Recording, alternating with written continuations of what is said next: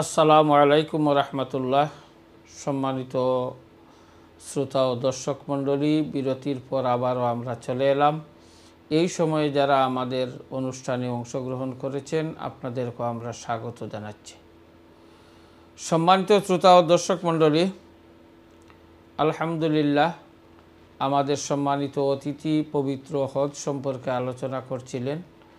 এরই মধ্যে আপনারা অনেকে আমাদের কাছে বিভিন্নভাবে প্রশ্ন রেখেছেন। আমরা কিছু প্রশ্নের উত্তর দিয়েছি এবং এখনও আমরা প্রশ্নের উত্তরের দিকে চলে যাব। পরবর্তীতে ইনশাল্লাহ আপনাদের কাছে আসব এবং ওনার আলোচনা শুনবো। দেখি একজন কলার চলে এসেছেন। হ্যালো, আসসালামু আলাইকুম।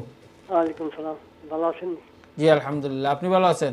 জি আলহামদুলিল্লাহ আলহামদুলিল্লাহ। আমার একটা প্রশ্ন। জি বলেন। তোয়াফের সময় যদি হঠাৎ করে ওযু ছুটে যায় তখন বাকি তোয়াফ কি হবে? ওযু ছাড়া না ওযু আবার করতে হইব? কিন্তু এই জায়গায় তো ওযু করার সুযোগ নাই, করতে অনেক দূর যাওয়া লাগে, বাইরে যাওয়া লাগে। জি, এটা সম্বন্ধে একটু আলোচনা করবা। ওকে।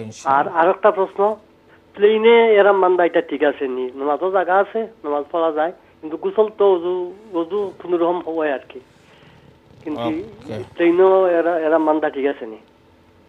ওকে, ইনশাআল্লাহ। ও দুইটা প্রশ্ন। খুবই সুন্দর। আর কোনো প্রশ্ন আছে আপনার? জি না আলহামদুলিল্লাহ, দুইটা উত্তর দেব আপনারা। অসংখ্য ধন্যবাদ। অত্যন্ত সুন্দর প্রশ্ন আপনি করেছেন। ইনশাল্লাহ আপনার প্রশ্নের মাধ্যমে অনেকেই সেটা জানতে পারবেন। অসংখ্য ধন্যবাদ। আপনি আমাদের অনুষ্ঠান দেখতে থাকুন, ইনশাল্লাহ আমরা পরবর্তীতে সেগুলোর উত্তর দেওয়ার চেষ্টা করব। ধন্যবাদ আপনাকে। জি জনাব, আমরা প্রশ্নের দিকে চলে যাচ্ছি। একজন মহিলা জানতে চেয়েছিলেন, উনি নামাজ পড়েন, নামাজের মধ্যে অনেক সময় অনেক কিছু ভুলে যান, সূরা অনেক সময় পড়েন ভুলে যান, মানে অনেক সময় এটা আমাদের ভাষায় বেড়াচেরা লেগে যায়। এই অবস্থায় উনি কী করবেন? ধন্যবাদ প্রশ্নকারীকে। আপনার নামাজের মধ্যে আপনি অনেক সময় ভুলে যান যে একটা সেজদা করেছেন না দুইটা সেজদা করেছেন। এই ক্ষেত্রে এটা যেহেতু আপনার সর্বদার বিষয়, তখন আপনার জন্য হুকুম হচ্ছে, আপনি যদি মনে করেন একটা না দুইটা এতে সিদ্ধান্ত আপনি নিতে পারছেন না, তখন আপনি মনে করবেন যে আপনার একটা সেজদা করেছেন, আপনি আরেকটি সেজদা করবেন এবং তারপর সেজদা দিবেন, নামাজ আপনার পূর্ণ হয়ে যাবে ইনশাআল্লাহ। এই বিষয়টা যাদের ফ্রিকুয়েন্টলি বা রেগুলার বেস হয়ে থাকে, বিশেষভাবে যখন মানুষ বৃদ্ধ হয়ে যান অথবা অনেক সময় রোগের কারণে নামাজ পড়তেছেন, তখন তিনি কয় রাকাত পড়েছেন সেটায় তিনি ঠিক করতে পারতেছেন না, তখন তিনি যে দুইটা বিষয়ের মধ্যে যখন তার মধ্যে সন্দেহ আসলো যে আমি এক রাকাত পড়েছি না দুই রাকাত পড়েছি, তখন তিনি এক রাকাত ধরবেন এবং আরও এক রাকাত এক্সট্রা পড়বেন। এতে যদি তিনি এক রাকাত এক্সট্রাও পড়ে থাকেন তারপরেও কোনো অসুবিধা হবে না, ইনশাআল্লাহ তার নামাজ হয়ে যাবে। জি, এমত অবস্থা হয়ে যাবে। আর যদি আপনি সেটাতে পৌঁছে যান সিদ্ধান্তে, তাহলে আপনার সিদ্ধান্ত অনুযায়ী মনে করেন যে আপনার দুইটা হয়ে গেছে, তাইলে আপনার নামাজ সম্পূর্ণ হয়ে গেছে।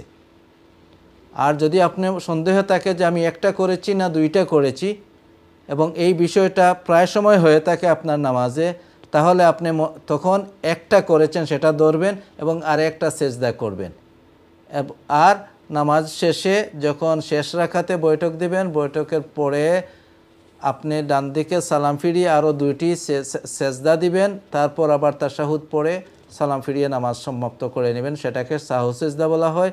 আর আপনার এই যে মিস্টেক হয়েছে, যে ভুল হয়েছে, সেটা এক্সট্রা হোক অথবা কম হয়ে থাকুক, তাতে আর কোনো অসুবিধা হবে না। আল্লাহ রাব্বুল আলামিন সেটা কবুল করবেন ইনশাআল্লাহ। অসংখ্য ধন্যবাদ জনাব। তারপরের প্রশ্নটি হচ্ছে, উনি জানতে চেয়েছিলেন যে জাদুটুনা থেকে বাঁচার জন্য কোনো দোয়া রেগুলার পড়ার। আসলে আল্লাহ সুবহানাহু ওয়া তাআলা আমাদেরকে তার হাবিব সাল্লাল্লাহু আলাইহি সাল্লামের মাধ্যমে আমাদের জীবনে যত ধরনের সমস্যা আসে, সেই সমস্যা থেকে উত্তরণের অথবা সেগুলোর থেকে পরিত্রাণের পথ আমাদেরকে বলে দিয়েছেন। তাই আমি বলবো যে জাদুটোনার থেকে আপনাকে নিজেকে রক্ষা করতে হলে আপনি রেগুলার বেস যে মুআউযিজাতাইন, দুটি সূরা, যে দুইটি সূরা, একটা হচ্ছে সূরাতুল ফালাক, একটা হচ্ছে সূরাতুন নাস, এই 2টা সূরা রেগুলার করে আপনি পড়বেন।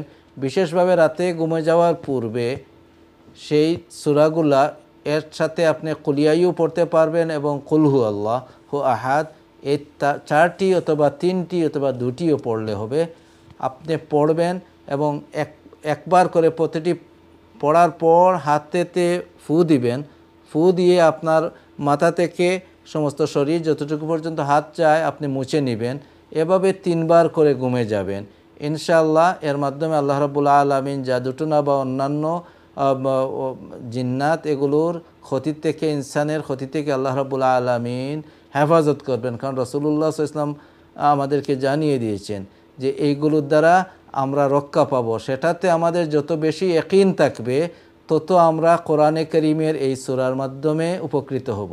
তাছাড়া আরও বিভিন্ন বিষয়ে আল্লাহ রাসূল সাল্লাল্লাহু আলাইহি ওয়াসাল্লাম বলেছেন, যেমন অন্য হাদিসের মধ্যে এসেছে যে 60টি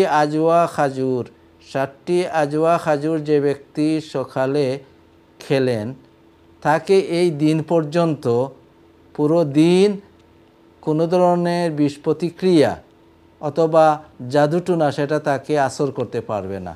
তাই এভাবে আমরা বিভিন্ন বিষয়ের আমল করলে আল্লাহ রাব্বুল আলামিন আমাদেরকে হেফাজত করবেন ইনশাআল্লাহ। ধন্যবাদ আপনাকে জনাব এই সুন্দর আলোচনা করার জন্য। তারপরের প্রশ্নটি হচ্ছে যে এইমাত্র যিনি ফোনে বলেছেন যে তোয়াফের মধ্যে যদি তোয়াফ করা অবস্থায় হঠাৎ অজু চলে যায়, তারপরে কি উনি উজু ফলে বাকি তোয়াফ করবেন না তোয়াফ শেষ করতে হবে? আপনার তোয়াফ করার সময় যদি অজু চলে যায়, যদি 4 চক্কর, তোয়াফ হচ্ছে 7 চক্কর দেওয়ার পর একটা তোয়াফ হয়, তাই 4 চক্করের মধ্যে যদি আপনার অজু ছুটে যায় তাহলে আপনাকে অজুর জন্য চলে যাবেন এবং সেই অজুর ব্যবস্থা আসলে মাতাফের পরে মসজিদে হারামে সেখানে অজু করার মতো ব্যবস্থা আছে কিছু এরিয়ায়, এটা রাখাও হয়েছে, শুধুমাত্র অজু করতে পারবেন। সেই অজু সেখানে করে আপনি আবার পুনরায় 7 চক্কর দিতে হবে। আর 4 চক্কর পরবর্তীতে যদি আপনার অজু ছুটে যায় তাহলে আপনি অজু করতে হবে, অজু করবেন, অজু করার পর এসে আরও 3 চক্কর দিবেন। অর্থাৎ 4 চক্করের পরে যদি হয় তাহলে যে 4 চক্কর দিয়েছেন সেটা ধর্তব্য হবে। আপনি অজুতে যাবেন, কথাবার্তা বেশি না বলে আপনি শুধুমাত্র অজুর জন্য যাবেন, অজু করে আবার এসে সাজেরা সওদের সেখান থেকে আবার শুরু করবেন। যে চক্কর বাকি রয়েছে এবং যে চক্করের সময় আপনার অজু গিয়েছে সেটাকে গণ্য করে, যেমন উদাহরণ তো বলি, একজন 5 চক্কর দিয়েছেন, যখন 6 নম্বর চক্কর দিতেছেন তখন তার অজু চলে গেছে। এমন অবস্থায় তিনি অজুতে চলে যাবেন, অজু করার পর আসার পরে তিনি 6 নম্বর চক্কর দিবেন, 7 নম্বর চক্কর দিবেন, তাকে প্রথম থেকে শেষ পর্যন্ত পুরা করতে হবে না। তবে কারো যদি অজু ছুটে যায় 4 চক্কর পূর্ণ হওয়ার আগে, তখন 1 চক্কর হোক, 2 চক্কর হোক, 3 নম্বর চক্কর হোক অথবা 4 নম্বর চক্কর হোক, এই 4টি চক্কর পূর্ণ হওয়ার আগে যদি কারো অজু ছুটে যায় তাহলে তিনি অজু করতে যাবেন, অজু করে আসার পর তিনি পুনরায় 1 থেকে শুরু করবেন চক্কর। জি, আশা করি আমার ভাই বুঝতে পেরেছেন এবং আল্লাহ রাব্বুল আলামিনের কাছে সাহায্য চাবেন এবং মক্কা মুকাররমায় যখন যাবেন তখন জমজম পানি, জমজম বেশি করে খাবেন এবং জমজম খাওয়ার সময় দিলের মধ্যে এই খেয়ালটি রাখবেন যে আল্লাহর হাবিব সাল্লাল্লাহু আলাইহি সাল্লাম ইরশাদ করেছেন, আয-যামযামু লিমা শুরিবা লাহ, জামজাম যে উদ্দেশ্যে খাওয়া হয় আল্লাহ রাব্বুল আলামিন সেই উদ্দেশ্যকে পূর্ণ করে দেন। তোয়াফ করার আগে আপনি জমজম খাওয়ার সুযোগ আছে, মসজিদে যখন ঢুকবেন জমজম খেয়ে নিলেন এবং আল্লাহর কাছে চেয়ে নিলেন, দোয়া করে নিলেন, আল্লাহ আমাকে সুন্দরভাবে তোয়াফটা করার সুযোগ দিয়ে দিন। ইনশাআল্লাহ আল্লাহ রাব্বুল আলামিন সাহায্য করবেন। অসংখ্য ধন্যবাদ জনাব। এই বিষয়টা আসলে খুবই ক্লিয়ার হয়ে গেল যে এই বিষয়টা অনেকের কিন্তু জানা হয় না। অনেকে আবার যে 1-2 জনে আমাকেও বলেছেন যে আমরা তো বিষয়টা জানি না, তখন আমি 6 নম্বর চক্করের সময় আমার যখন উজু চলে গেছে আবার আমি উজু পড়ে কিন্তু আবার 7 চক্কর দিয়েছি, হয়তো না জানার কারণে। এই যে 4 চক্করের বেশি হয়ে গেলে, 4 চক্কর পূর্ণ হয়ে গেলে তখন আপনি পাঁচ নম্বর চক্কর থেকে আপনি পারবেন যদি উজু নতুনভাবে বলে, আর 4 চক্করের না হলে আপনি প্রথম থেকে এটাই হচ্ছে নিয়ম। অসংখ্য ধন্যবাদ। তারপরের প্রশ্নটি হচ্ছে উনি জানতে চেয়েছেন যে প্লেনের মধ্যে যদি এহরাম বাঁধেন তাহলে হবে কি না। প্লেনে আপনি এহরাম বাঁধলে এহরাম হবে।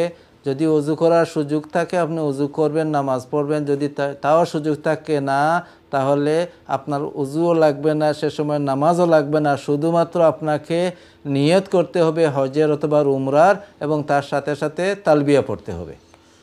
জি, অসংখ্য ধন্যবাদ আপনাকে অত্যন্ত সুন্দরভাবে প্রশ্নের উত্তর দেওয়ার জন্য। আশা করি যারা প্রশ্ন করেছিলেন আপনারাও শুনেছেন, এবং বাকি যারা আমাদের দর্শক ও শ্রোতামণ্ডলী রয়েছেন ওনারাও শুনছেন। আমরা সবাই এই উত্তরের মাধ্যমে উপকৃত হব ইনশাল্লাহ।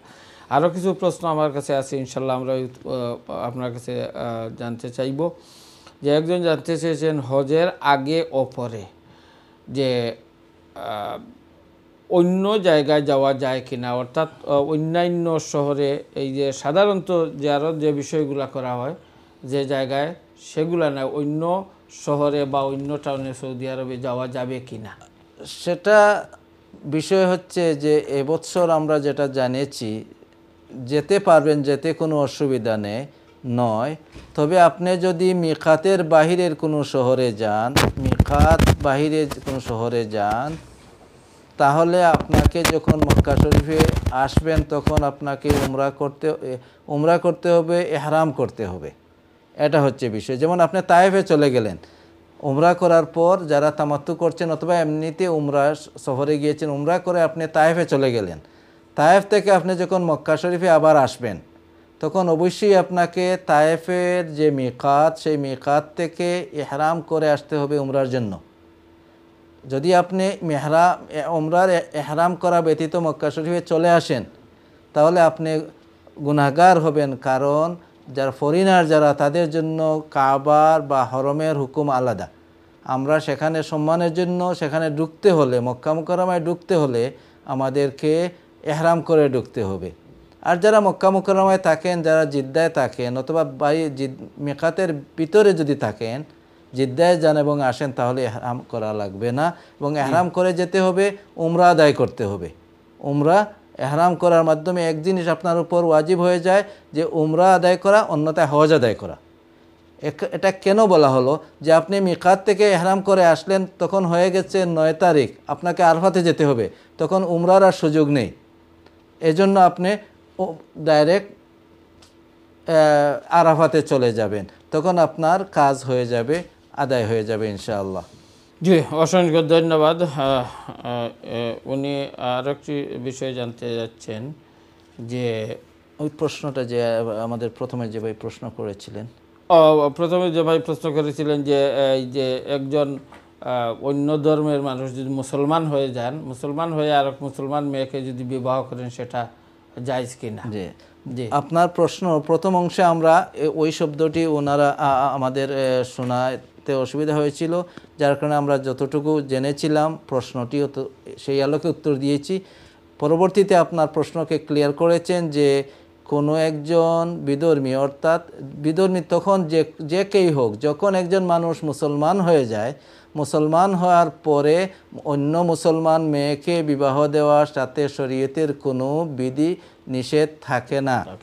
তাই আপনার বন্ধুর মেয়ের কথা আপনি উল্লেখ করেছেন যে অন্য ধর্ম থেকে যিনি ইসলাম ধর্ম গ্রহণ করেছেন তার সাথে বিবাহ শরীয়তে কি বলে? শরীয়তে সেটা বিবাহকে জায়েজ বলে। শরীয়তের দৃষ্টিতে সেই বিবাহ বন্ধন সেটা জায়েজ। জি, আশা করি এবং শরীয়তের দৃষ্টিতে কোনো অসুবিধা নেই। অসংখ্য ধন্যবাদ।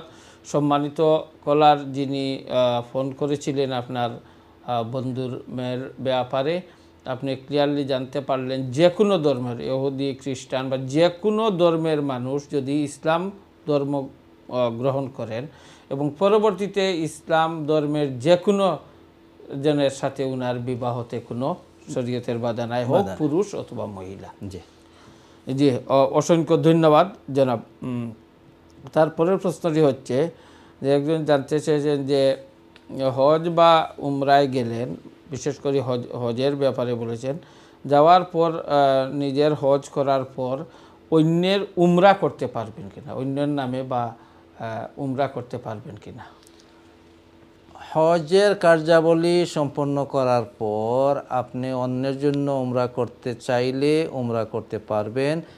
তখন আপনাকে মক্কাবাসীদের মিকাত যেখান উমরার জন্য তাদের জন্য যে স্থানে যাওয়া জরুরি ইহরাম করার জন্য, আপনাকে সেই স্থানে গিয়ে ইহরাম করে আসতে হবে এবং সেটা আপনি করতে পারবেন আপনার আম্মা আব্বার পক্ষ থেকে, মুর্দেগানের পক্ষ থেকে। এটা তো মূলত আসলে উমরাটা সেটা ফরজ নয়, উমরাটা মূলত হচ্ছে একটা নেক আমল, নফল আমল করলেন এবং এর সওয়াবটা আপনার মুর্দেগানদের জন্য দিলেন। আল্লাহ রাব্বুল আলামিন উভয়কে এর জন্য উপকার দান করবেন, সওয়াব দান করবেন। জি, অসংখ্য ধন্যবাদ জনাব। তারপরে প্রশ্নটি হচ্ছে আরেকজন জানতে চেয়েছেন যে যদি কেহ বদলি হজে যান, অন্যের হজ করার জন্য যদি যান, তারপরে ওই সময়ে হজের পরে যে উনি নিজের কোনো উমরা অথবা উনার মা বাপ বা অন্য কারোর উমরা করতে পারবেন কি না? ধন্যবাদ, সুন্দর প্রশ্ন। আসলে এই বিষয়টি অত্যন্ত গুরুত্বপূর্ণ। যারা অন্যের হজে যাবেন, বদলি হজে যাবেন, তারা প্রথমত ইহরাম করতে হবে। যদি সেই হজটি ওনার ফরজ হজ আদায়ের জন্য গিয়ে থাকেন, তাহলে আপনাকে ইহরাম করতে হবে ওনার যে মিকাত, অর্থাৎ আপনাকে যেখান থেকে দিচ্ছেন ওই দেশের যে মিকাত, সেখান থেকে আপনি হজের ইহরাম করতে হবে। এজন্য আপনাকে হজ্জে ইফরাদ অথবা হজ্জে কিরান যদি তিনি অনুমতি দিয়ে থাকেন, তাহলে সেটা করার অনুমতি রয়েছে। দ্বিতীয়ত, আপনি মক্কা মুকাররমায় যাওয়ার পর বিভিন্ন জায়গায় যেটা হজ রিলেটেড নয়, আপনি দেখার জন্য যাচ্ছেন অথবা আপনি অন্য উমরা করছেন, আপনার করাতে কোনো বাধা নেই। আপনি অন্য উমরা করতে পারবেন হজ শেষ করার পর, আপনার নিজের পক্ষ থেকে অন্যের পক্ষ থেকে উমরা করতে পারবেন এই সফরের মধ্যে। তবে ওই হজ সম্পন্ন করার পর যে আপনি উমরা করেছেন অথবা কোনো জায়গায় গিয়েছেন যেটা হজ্জের প্যাকেজের মধ্যে নয়, এর বাহিরে, তখন আপনাকে ওই খরচটি নিজে বহন করতে হবে। সেটা যিনি আপনাকে হজ্জে পাঠিয়েছেন তার পয়সার থেকে খরচ করলে হবে না। যদি খরচ করে থাকেন তাহলে সেই পরিমাণ পয়সা তাকে ফেরত দিতে হবে। তবে হজ করার পরে, বদলি হজ করার পরে নিজের জন্য উমরা করা সেটা নিষিদ্ধ নয়। তখন ওই খরচটা পয়সা ওনাকে নিজে বহন করতে হবে এবং ওনাকে ফিরিয়ে দিতে হবে। কিন্তু উনি যদি স্বইচ্ছায় সেটা গ্রহণ না করেন বলে সেটা ভিন্ন কথা, সেটা হাদিয়া হয়ে যাবে। উনি দিয়ে দিলেন যে আপনার, ওকে। অথবা এর আগে উনার কোনো অনুমতি নিতে হবে যে আমি আপনার হজের পরে আমার উমরা করব বা আমার বাবার নামে বা মার নামে, এটা অনুমতি নেওয়া শর্ত নয়, প্রয়োজন নয়।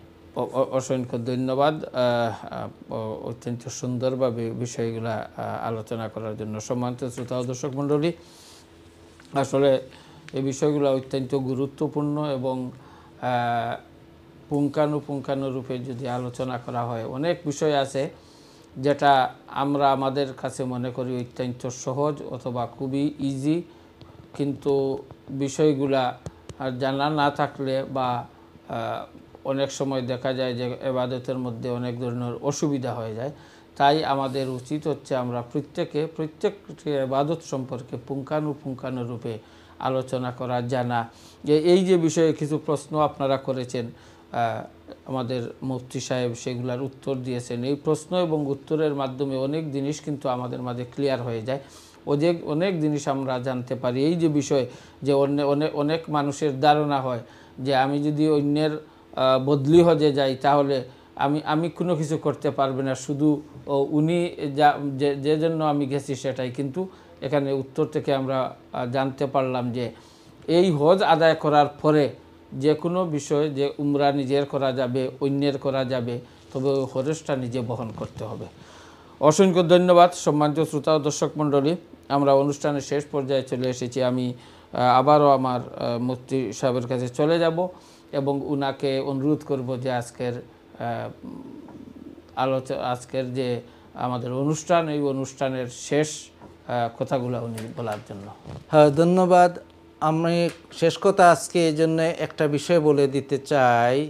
আগামী শুক্রবার হয়তো যদি বৃহস্পতিবার রাত্রে চাঁদ দেখা যায় তাহলে হজ্জের মাস শুরু হয়ে যাবে। এর কারণে হজ্জের মাস শুরু হলে একটা সুন্না কাজ আছে, যেটা আমরা যারা হজ্জে যাব না, যারা কোরবানি করব তাদের জন্য। এই হিসেবে এই আলোচনাটি আমি রেখে আমার কথা শেষ করতে চাচ্ছি। রাসূলুল্লাহ সাল্লাল্লাহু আলাইহি সাল্লাম আমাদেরকে জানিয়ে দিয়েছেন, যখন তোমাদের কাছে জিলহজ্জের নবচন্দ্র উদিত হয়ে যায় এবং তোমাদের মধ্যে যারা কোরবানি দেওয়ার ইচ্ছা পোষণ করো, তারা যেন তাদের নখচুলকে কাটা থেকে বিরত থাকে। অর্থাৎ জিলহজ্জের মাস শুরু হয়ে গেলে যারা কোরবানি দিবেন তাদের জন্য মুস্তাহাব হচ্ছে যে তারা চুল এবং নখ এগুলো কর্তন করবেন না যতক্ষণ পর্যন্ত তারা কোরবানি সম্পন্ন না করছেন। এই হিসেবে আজকে আমি এই অনুষ্ঠানের শেষ দিকে এই বিষয়টি বলে দিলাম যে যারা ইচ্ছা কোরবানি দিবেন এবং সেই কোরবানির সাথে যাদের ইচ্ছা এই সুন্নতটি পালন করবেন, এই মুস্তাহাব সুন্নতটি পালন করবেন, তারা খোঁজ রাখবেন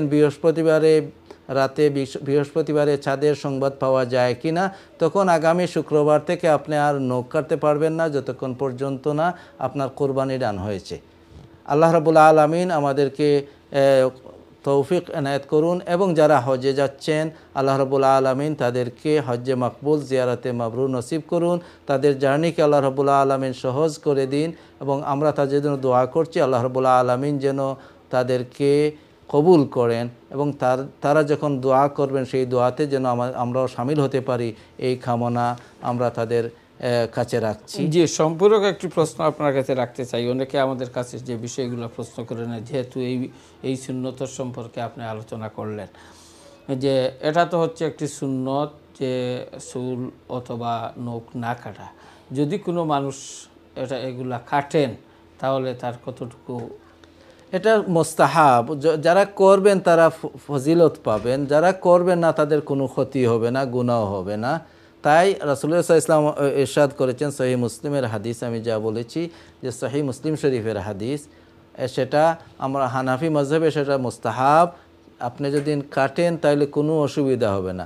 না কাটেন যদি আপনি কোরবানি পর্যন্ত অপেক্ষা করেন তাহলে আপনি একটা সুন্নাহ পালন করলেন, একটা মুস্তাহাব ভালো কাজ করলেন, আল্লাহ রাব্বুল আলামিন আপনাকে অনেক সওয়াব দেবেন। জি, অসংখ্য ধন্যবাদ। সম্মানিত শ্রোতা ও দর্শক মণ্ডলী, বিষয়টি আরও ক্লিয়ার হয়ে গেল, পরিষ্কার হয়ে গেল। অনেকে আমাদের কাছে জানতে চান যে আমরা জানি যে যারা কুরবানি দিবেন তাদের জন্য এই জিলহজ মাস শুরু হওয়া থেকে নিয়ে এই কুরবানি পর্যন্ত যে চুল অথবা নখ না কাটা একটি সুন্নত, কিন্তু অনেকে তো কেটে পেলেন বা কাটলে কি হয়, কতটুকু ক্ষতি হবে, আমাদের মুফতি সাহেবের কাছ থেকে আমরা সুন্দরভাবে জানতে পারলাম যে যদি আপনি কাটেন কোনো অসুবিধা নেই, কোনো ক্ষতি হবে না, তবে না কাটলে আপনি সওয়াবের অধিকারী হবেন, সওয়াব হবে। এই জন্য আমরা প্রত্যেকে চাই যে আমরা যে যতটুকু পারি, সুন্নত হোক, মুস্তাহাব হোক, জায়েজ জিনিস হোক, সেটাকে আমরা যেন আমলে আনতে পারি। আমলে আনতে পারলে হয়তো আমরা একটু সওয়াব পাবো, সওয়াব হবে। এই জন্য আমরা এই বিষয়গুলো করি। যাই হোক, সম্মানিত শ্রোতা ও দর্শক মণ্ডলী, আমরা অনুষ্ঠানের শেষ পর্যায়ে চলে এসেছি। আমরা দোয়া করি হয়তো আগামী সপ্তাহে হুজুর যেভাবে বললেন হয়তো জিলহজ মাসের চাঁদ উঠে যাবে এবং আমরা ইনশাল্লাহ আগামী সপ্তাহে কুরবানি সম্পর্কে আলোচনা করব। যেহেতু এই দেশে আমরা যারা বসবাস করি অথবা বাংলাদেশের বা বিভিন্ন দেশের মানুষ কুরবানি দেন, বাংলাদেশে হোক এই দেশে হোক, সে সম্পর্কে ইনশাল্লাহ আমরা আলোচনা করব। আপনারা প্রথম থেকে নিয়ে এই পর্যন্ত যারা যেখান থেকে আমাদের অনুষ্ঠান দেখছেন, আপনাদের সবাইকে, আইএন টিভির কলা কৌশলী সবাইকে, বিশেষ করে সম্মানিত অতিথি হযরত মাওলানা মুফতি আশরাফুর রহমান সাহেবকে অসংখ্য মোবারকবাদ জানিয়ে আল্লাহ পাক রব্বুল আলামিন আপনাদেরকে, আমাদেরকে সবাইকে ভালো রাখুন, সুস্থ রাখুন, এই কামনা করে এখানেই আজকের অনুষ্ঠান শেষ করছি। আসসালামু আলাইকুম ওয়া রাহমাতুল্লাহি ওয়া বারাকাতুহু।